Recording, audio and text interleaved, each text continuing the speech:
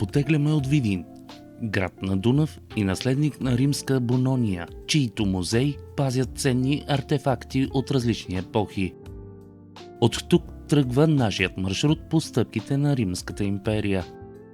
Първата спирка е Кастра Мартис, в граничния град Кула, римска военна крепост от 4 век, част от отбранителната система на Дунавския лимес. Зайчар е ключова спирка по пътя. В местния музей са изложени оригинални находки от Феликс Ромуляна, мозайки, скулптури и портрети на император Галерий.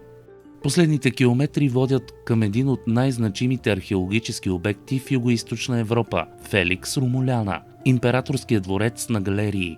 Комплекс от 3-4 век, включен в списъка на световното наследство на ЮНЕСКО.